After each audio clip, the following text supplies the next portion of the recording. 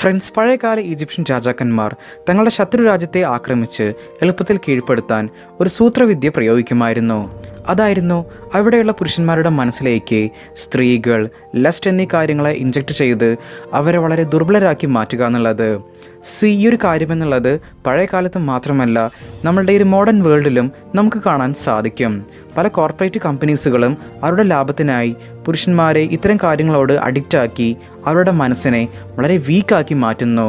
നമ്മൾ കാണുന്ന movies, reels, shorts, social medias, web series, ഇതിലൂടെയെല്ലാം ഈ കാര്യങ്ങളെ നമ്മളുടെ മനസ്സിലേക്ക് ഇൻജക്റ്റ് ചെയ്യുന്നു.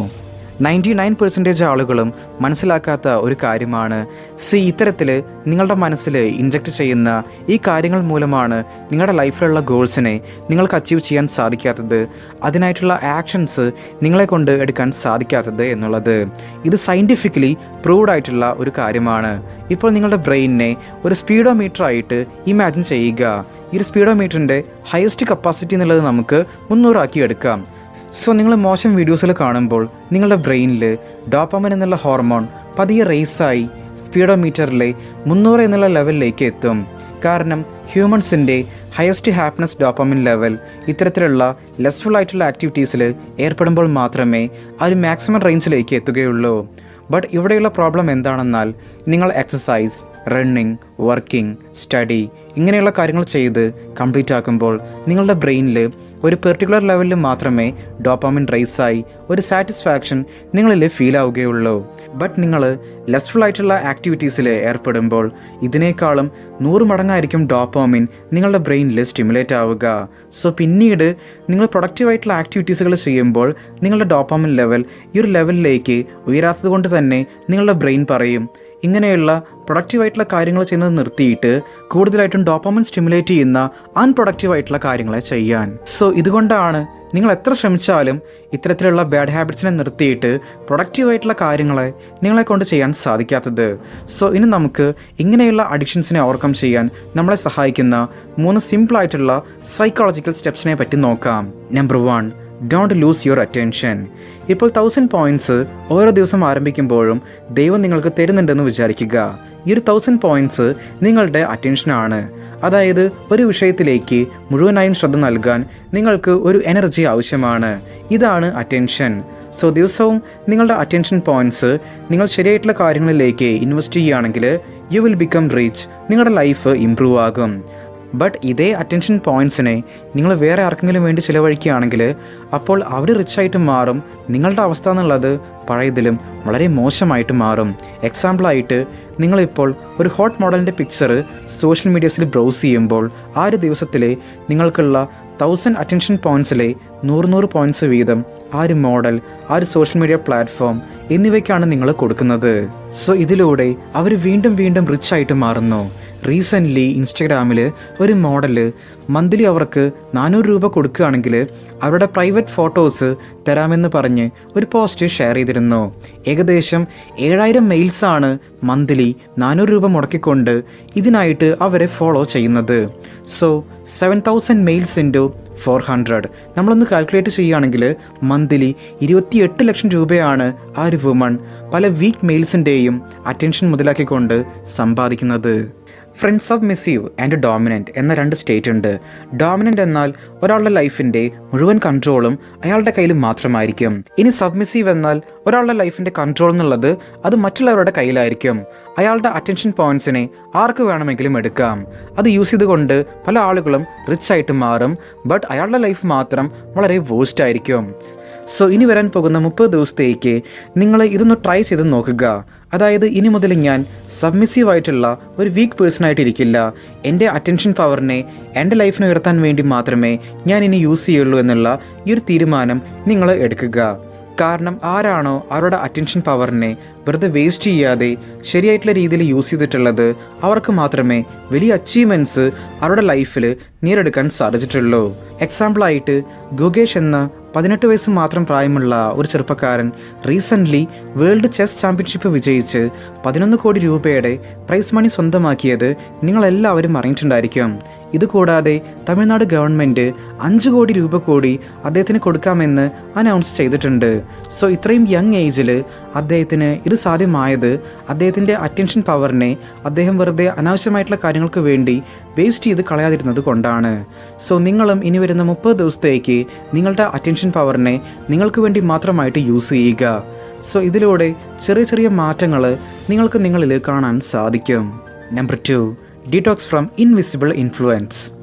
ഒരിക്കൽ വളരെ രസകരമായിട്ടുള്ള ഒരു എക്സ്പെരിമെൻ്റ് കണ്ടക്ട് ചെയ്തു. ഒരാൾ തനിച്ച് ഹോട്ടലിൽ പോയിട്ട് ഭക്ഷണമെല്ലാം കഴിച്ചതിന് ശേഷം വെയിറ്റർ അയാളോട് ചോദിച്ചു, ഇനി ഐസ്ക്രീം കൂടി കഴിക്കാൻ വേണോ എന്ന്. സോ ഇതിനോട് അയാൾ യെസ് എന്ന് പറയാനുള്ള ചാൻസ് ആയിരുന്നു വളരെയധികം കൂടുതലായിട്ടും ഉണ്ടായിരുന്നത്. എന്നാൽ ഇതേ ആൾ കുറച്ച് ആളുകളുടെ കൂടെ ആ ഒരു ഹോട്ടലിൽ ഭക്ഷണം കഴിക്കാൻ പോയപ്പോൾ ഇതേ സെയിം ക്വസ്റ്റ്യൻ ആ ഒരു വെയിറ്റർ അവരോട് ചോദിച്ചപ്പോൾ അപ്പോൾ അയാളുടെ കൂടെയുള്ള എല്ലാ ആളുകളും തങ്ങൾക്ക് ഐസ്ക്രീം വേണ്ടാന്നുള്ളതായിരുന്നു പറഞ്ഞിട്ടുണ്ടായിരുന്നത്. എന്നാൽ ഇയാൾക്ക് ഐസ്ക്രീം കഴിക്കണമെന്നുണ്ടായിരുന്നു.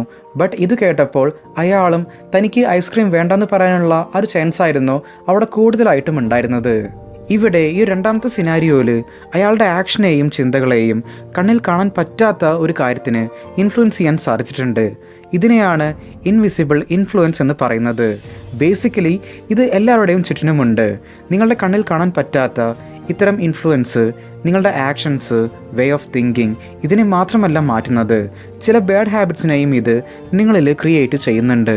എക്സാമ്പിളായിട്ട് നിങ്ങളുടെ ഓൺലൈൻ ആൻഡ് ഓഫ്ലൈൻ ലൈഫിനെ നമുക്കൊന്ന് പരിശോധിച്ച് നോക്കാം.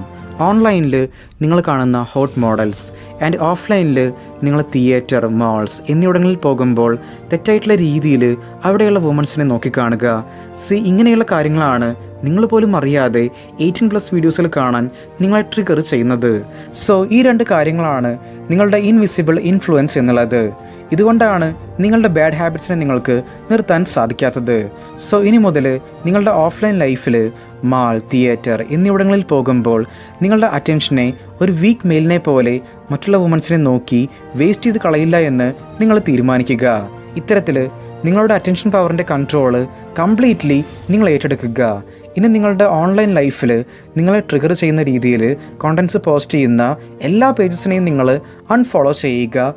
ആൻഡ് സെൽഫ് ഇംപ്രൂവ്മെൻറ്റ്, മോട്ടിവേഷൻ, നിങ്ങളുടെ കരിയർ റിലേറ്റഡ് ആയിട്ടുള്ള കോണ്ടൻറ്റ്സിനെ നിങ്ങൾ ഫോളോ ചെയ്യുക.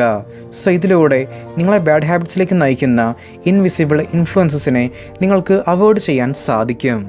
Number 3, the battle within you. ഭഗവത്ഗീതയിൽ കൃഷ്ണൻ നമ്മളുടെ ഇമോഷൻസിനെ കൺട്രോൾ ചെയ്യാനുള്ള ഒരുപാടധികം കാര്യങ്ങളെ പറ്റി പറഞ്ഞിട്ടുണ്ട്.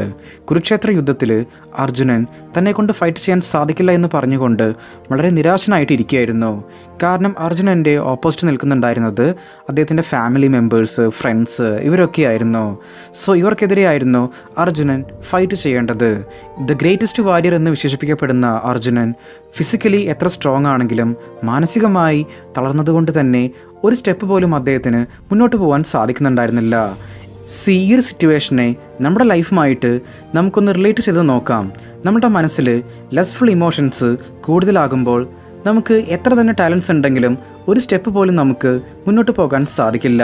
നമ്മൾ വളരെയധികം വീക്കായിട്ട് മാറും. ഈ ഒരു സിറ്റുവേഷനിലാണ് കൃഷ്ണൻ അർജുനോട് പറയുന്നത്, അർജുന, യുദ്ധകളത്തിൽ നീ കാണുന്ന നിൻ്റെ ഫാമിലി, നിൻ്റെ ഫ്രണ്ട്സ് ഇവരെല്ലാവരും ജസ്റ്റ് ഒരു ഫിസിക്കൽ ബോഡി മാത്രമാണ്.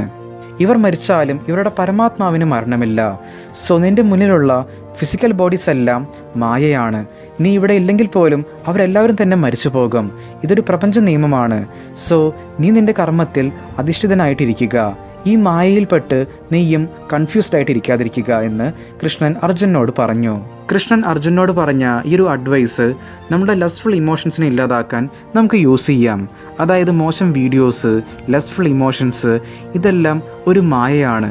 ഈ ഒരു മായയിൽ നാം പെട്ടുപോയത് കൊണ്ടാണ് നാം എന്തിനാണോ ഈ ഒരു ഭൂമിയിലേക്ക് വന്നത് ആ ഒരു പർപ്പസ് നമുക്ക് കംപ്ലീറ്റ് ആക്കാൻ സാധിക്കാതെ നമ്മൾ വളരെ വീക്കായിട്ട് ഇരിക്കുന്നത്.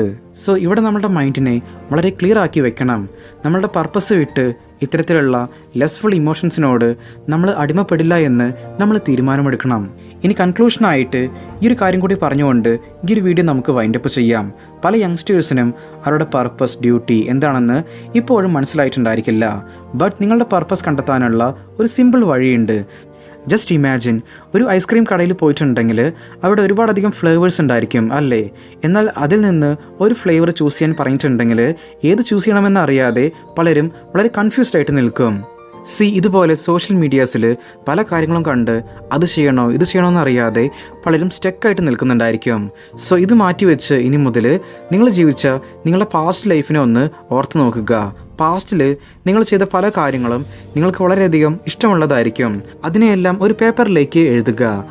ഇങ്ങനെ എഴുതി വെച്ചതിൽ ചില കാര്യങ്ങൾ നിങ്ങൾ ചെയ്യുകയാണെങ്കിൽ നിങ്ങൾക്ക് ഏൺ ചെയ്യാനും ഹാപ്പി ആയിട്ട് ഇരിക്കാനും സാധിക്കുന്നുണ്ടായിരിക്കും. ഇങ്ങനെയുള്ളവയിൽ നിന്ന് നിങ്ങൾക്ക് വളരെ ഇഷ്ടമുള്ളൊരു കാര്യം ചൂസ് ചെയ്യുക. അത് നിങ്ങളുടെ ലൈഫിൻ്റെ പർപ്പസാക്കി മാറ്റുക.